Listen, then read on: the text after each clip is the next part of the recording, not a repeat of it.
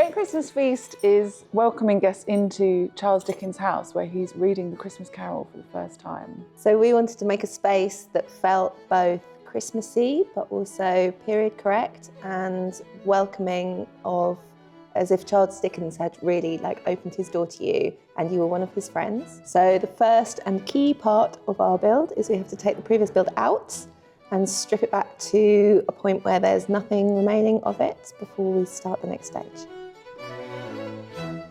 It always happens so fast, it takes so long to build, it's so intricate and delicate, and you spend so much time lovingly putting it together, and then you rip it out in a day and a half and it's gone. I really love the space when it's completely black. It feels really nice and clear. This is quite a good moment because it's tidy looking. It makes me feel very comfortable about it.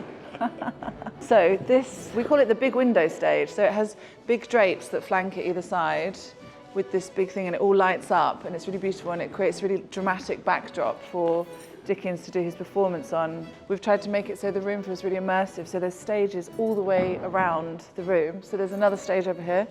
This is the bed stage, so it's kind of half up at the moment. We've got to do a lot of tidying up. It's nice having the bed in the space because it makes it feel much more like a home, and the whole thing will be dressed really warm browns. This is the library. You can't really see the bookcase because it's got a big window in front of it at the moment, which is going to go on the study stage, but this will be full of all these books that we've got, and then we have these big snowdrifts of books, so it's very eccentric and it's very over the top, the design, it has elements of realism, but it's very playful and theatrical. The entire room will be full of hanging lanterns, all these gorgeous hanging lanterns, and trying to be period correct, everything is candlelit in the space, so when you walk in it has this really magical candlelit quality. I think there's nearly 200 lanterns in the ceiling, so that all hang down, and the whole thing feels very, very magical, very Christmassy.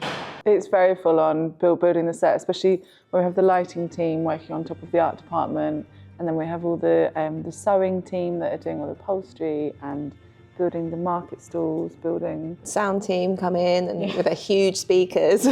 It's just a real rush, and trying to organise it so that everything is in an order that makes sense, so that we make it and it's ready for the guys to paint it or whatever it needs doing, and then making sure it all fits into order so that everything gets done on time. We're really aware when we work for the Lost Estate that we're part of one huge team.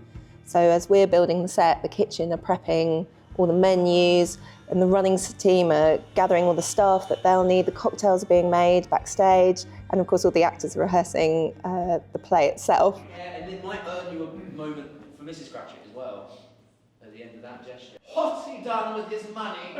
No? Sorry, nothing.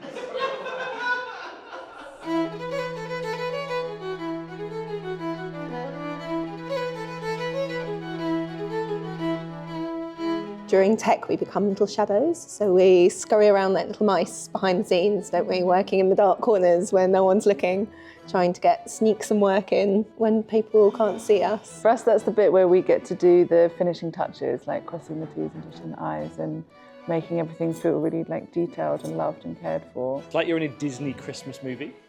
It's so perfectly Christmas. I think it's also the details of it, so when you're standing up and you're describing places, you've got everywhere kind of already done for you. Has it felt any different rehearsing here than it has in a rehearsal room?